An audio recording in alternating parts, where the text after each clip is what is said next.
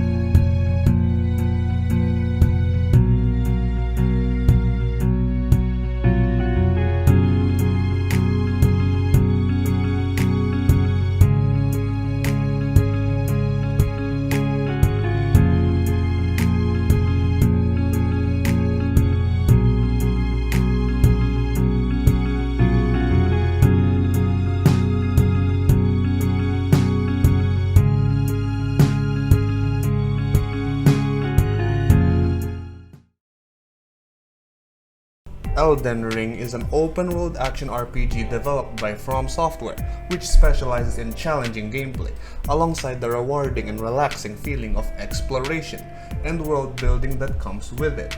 In this game, what you need to do is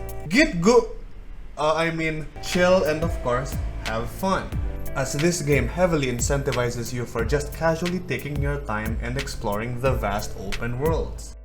If anything, this game can be played in many ways, and the two most popular ways are: first way is rushing to the main content, ripping and tearing boss after getting ripped and teared yourself over and over.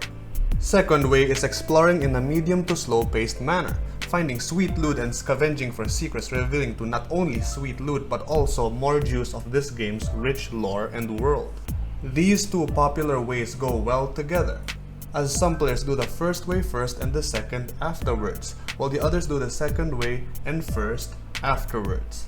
Pretty much a win-win. If you are struggling in the main content, chill, take a break by exploring the world and leveling up, and come back stronger than ever to clap the boss cheeks without breaking a sweat.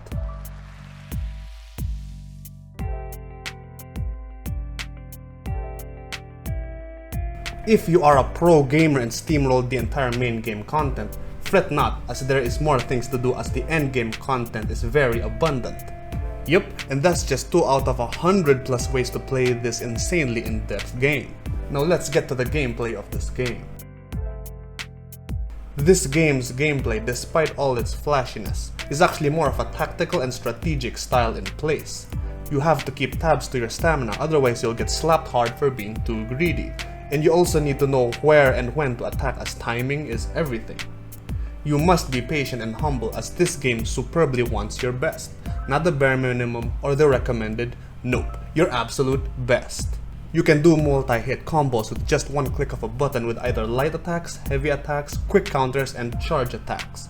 You can guard attacks, which has you lose your stamina instead of health, and execute a counter when the timing is right. You can dodge through danger by rolling and backstepping, alongside chugging health and mana flasks if you used too much skills and took too much damage. You can parry most attacks and pull up a powerful counter when timed right. You can cast majestic spells to bring the bane of all evil. You can mount up a horse and use its fast mobility to your advantage in both fighting enemies and exploring the world. You can see messages and bloodstains as warnings and tips on the area you're getting to if you're playing online. You can customize your gear to match your playstyle in the most creative ways, as well as your character to look whatever you want him or her to look. You can cast custom buffs on yourself through the use of a wondrous physic flask. You can even change and mix up your weapon's special skills through Ashes of War, though it's on most weapons, as some weapons can't due to them being unique. You can dress up in so many wacky ways, like there's so much cosmetics that each not only looks cool but also acts cool, as some of them give special effects that help in combat.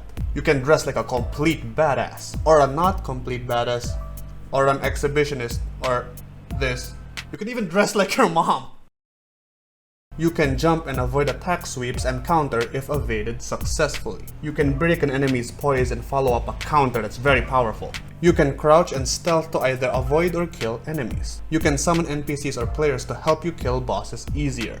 You can explore the insanely massive world for loot, quests, secrets, craft items, and much more.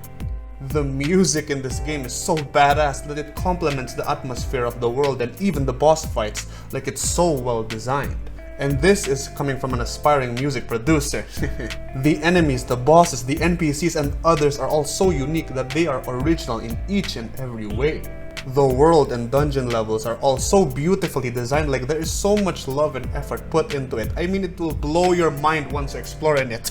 The build variety is so wide yet so in-depth that it makes the Pacific Ocean and the Mariana Trench look obsolete. With this much freedom in playing the game in whatever way you love, it is a haven for theory crafting.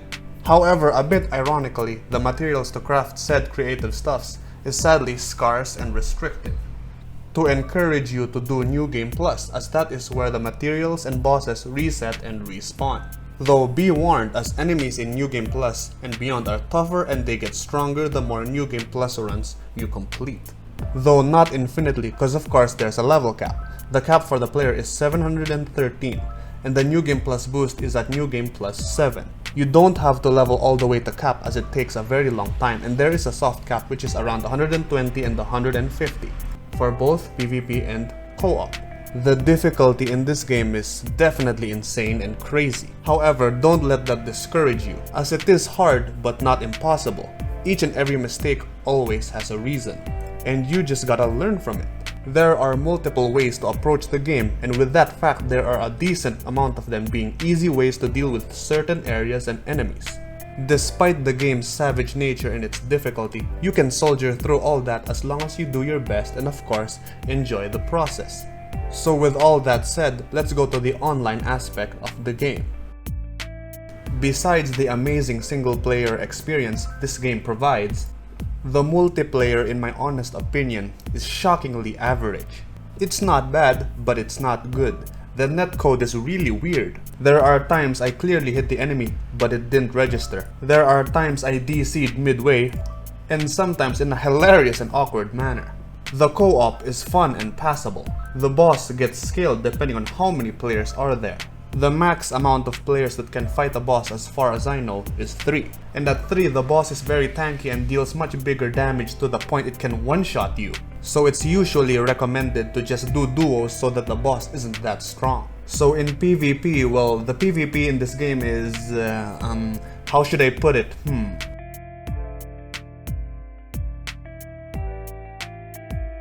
Oh yeah, horribly good. The almost subpar netcode is showing when I tried PvP.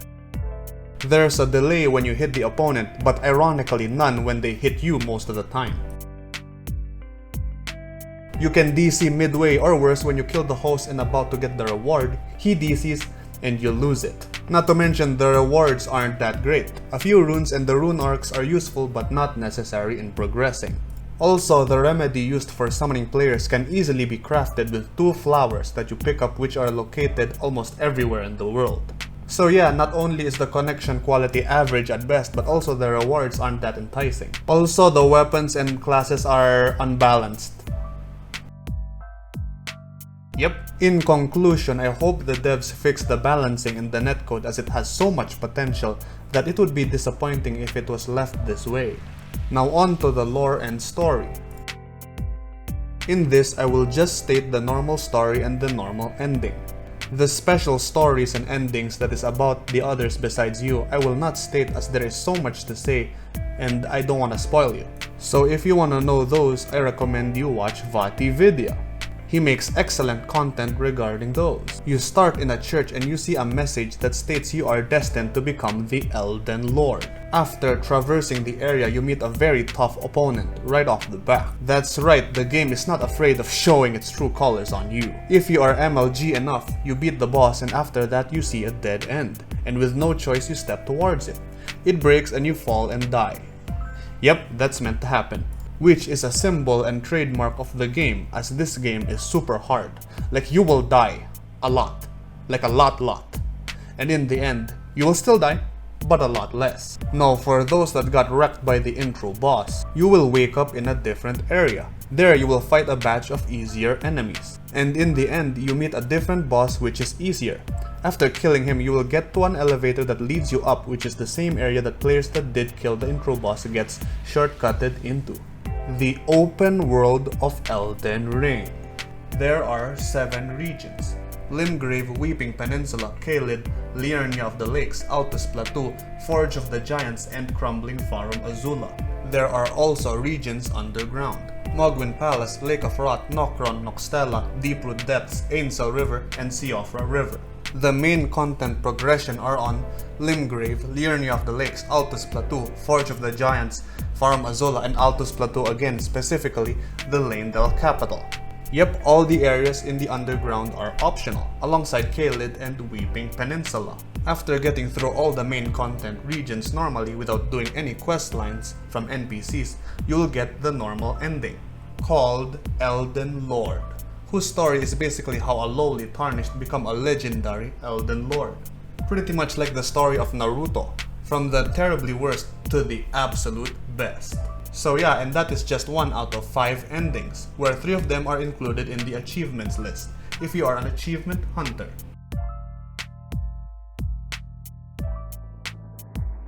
Anyways, onto the subsidiary aspects of the game. Graphics look superb. Optimization is very well done. Little to no bugs encountered. Community is decent and mostly positive.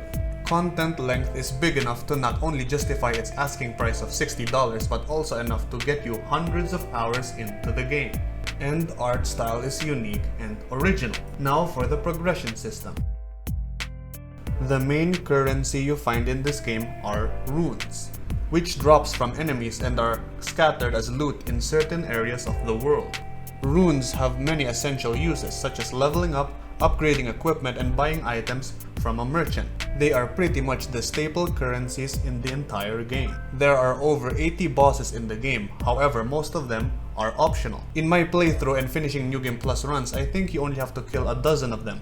And boom, game finished. It's gonna be more than that if you are doing special quest lines that unlock different endings. Rune farming, most especially in starting game and mid game, can be slow and a bit tedious, most especially if you're trying to level up and survive the later areas. However, there are workarounds that make rune farming easier and more efficient.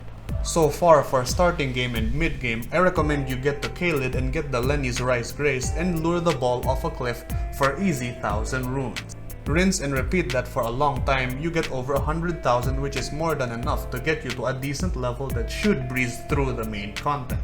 In endgame, get access to Mogwyn Palace entrance grace and kill all the enemies in the crossroads, and you will literally get around 50,000 runes in one go. Rinse and repeat that and you have over 1,000,000 runes, which can shortcut you to a lot of levels, and this process gets faster if you have a powerful AoE weapon. And a ranged weapon, where you can hit the bird in the lower area so that it falls off and gives you over 10,000 runes straight away. NPC quest lines are there, albeit vague, and some are needed to get specific endings in the game.